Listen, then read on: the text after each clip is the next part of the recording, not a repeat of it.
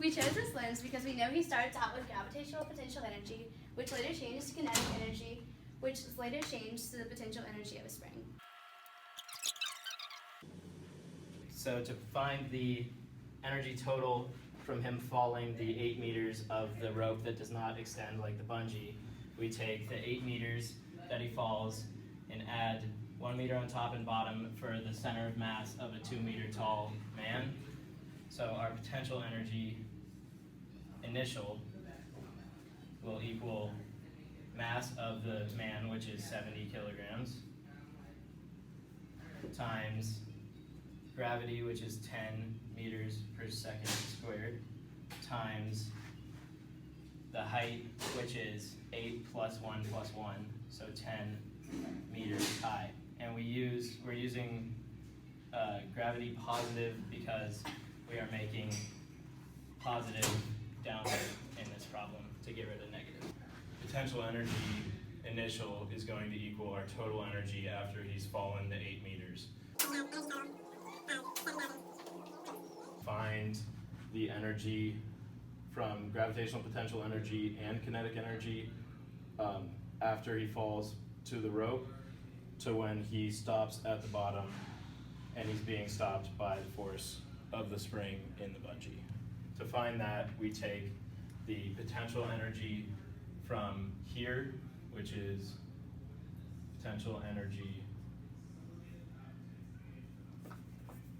equals his mass again, which is 70 kilograms, times gravity, which is positive 10 meters per second squared because our positive is downward, and then a height of 35 because that is how far the spring in the bungee allows him to go down.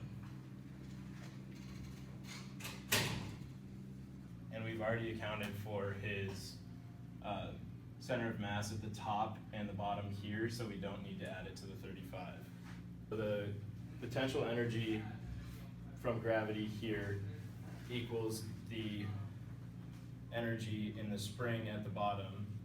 So we have a potential energy in the spring equal to 70 times 10 times 35, which is 24,500 joules. But this isn't the total energy of the spring because we haven't taken into account our total energy from the first 8 meters. Our total energy is 7,000 joules from when he fell the first 8 meters, and then 24,500 joules from where he fell here. If we add those two together, 31,500 joules. So we take this energy total and we set this equal to the energy of a spring, which is where K is the spring constant and X is the distance from where the spring is unstretched to here where the spring is stretched as far as it'll go. So this distance here is 23 meters because it's 35 minus the 12 here gives you a total of 23 meters from here to here. And that is your X value. So